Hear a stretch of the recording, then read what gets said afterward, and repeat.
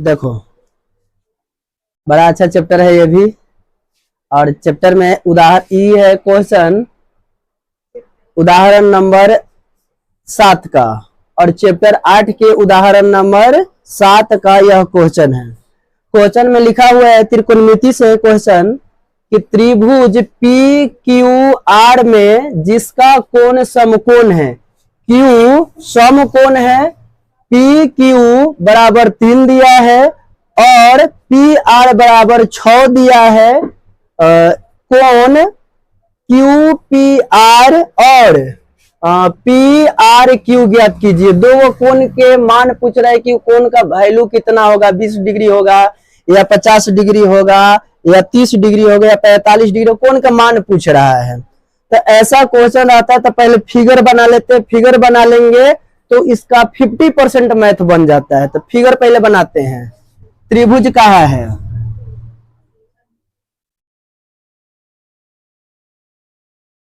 एक त्रिभुज है जिसका नाम है पी क्यू आर, और इसमें जो क्यू है समकोण है, क्यू जो है समकोण है, और दिया है कि पी क्यू बराबर 3 मीटर। तो मान लो कि इसको हम पी मान लिए, इसको आर मान लिए। तो पी क्यू बराबर दिया है 3 मीटर, सॉरी सेंटीमीटर दिया है। पी आर बराबर दे दिया है 6 सेंटीमीटर। तो हमसे पूछा है क्या कि कोण पी क्यू पी आर ज्ञात कीजिए। क्यू पी आर इसका वैल्यू कितना होगा। फिर पूछा है कि पी आर क्यू, पूछा है पी आर क्यू, तो पी आर क्यू यानी इस कोण का वैल्यू कितना होगा। तो ऐसा क्वेश्चन को बनाने के लिए बहुत आसान तरीका है, एकदम इतना आसान है कि सब कोई बना सकता है। देखो कैसे बनाते हैं,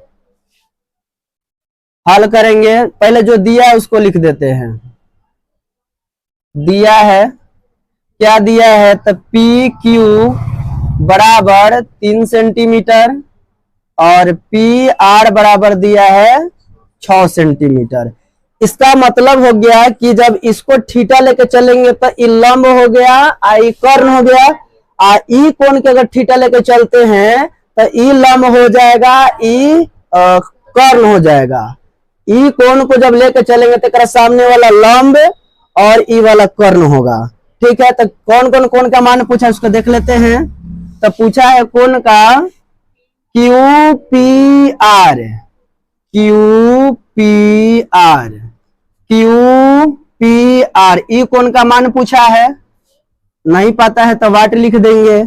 फिर किसका पूछा है, पी आर क्यू का। तो सबसे पहले हम चलते हैं समकोण त्रिभुज पी क्यू आर में। समकोण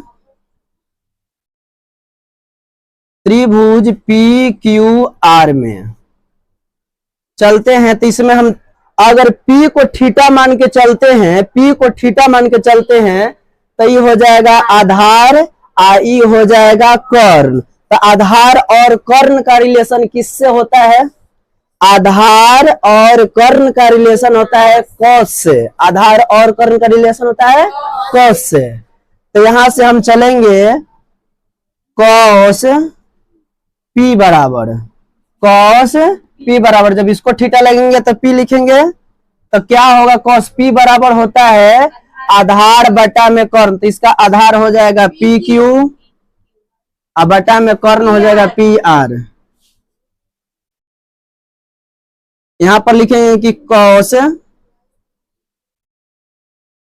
P बराबर, तो पी क्यू के वैल्यू कितना दिया है 3 और पी आर का वैल्यू दिया है 6। अब इसको काट देंगे, कटेगा तो काट देंगे। 3 का 3, 3 दूनी 6। कॉस P बराबर 1/2 आया। तो कॉस P में देखना है, कॉस में कि 1/2 कितना डिग्री का मान आता है, कितना डिग्री। देखो तो कॉस P में आएगा 1/2, यानी कॉस के अनुपात में देखेंगे तो 1/2 जो होगा 60 डिग्री का वैल्यू है। तो इसलिए लिखेंगे कि कोण कॉस P बराबर 60 डिग्री तो इसलिए पी जो कोण है इसका नाम क्या होगा, क्यू पी आर। कोण क्यू पी आर बराबर हो गया 60 डिग्री। इसका मान निकल गया 60 डिग्री। एक निकल गया मान कोण का 60 डिग्री पी का। अब पूछा है कि पी आर क्यू यानी थीटा इसको लेकर चलेंगे तो इसको लेकर थीटा चलेंगे तो सामने वाला लंब और कर्ण तो ये रहबे करेगा।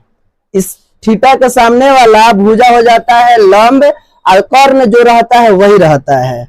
तो हमें लेकर चलना होगा, यहाँ पर हो जाएगा लंब और यहाँ पर हो जाएगा कर्ण। तो लंब और कर्ण का रिलेशन होता है साइन से। लंब और कर्ण का रिलेशन होता है साइन से। तो साइन आर लेके चलेंगे क्योंकि आर तक थीटा बन रहा है। साइन आर बराबर हो जाएगा लंब पी क्यू बटा में कर्ण हो जाएगा पी आर। फिर लिखेंगे कि साइन आर बराबर पी क्यू का वैल्यू दिया है 3 और पी आर का वैल्यू दिया है 6। यो काटेंगे 3 का 3 और 3 दूनी 6।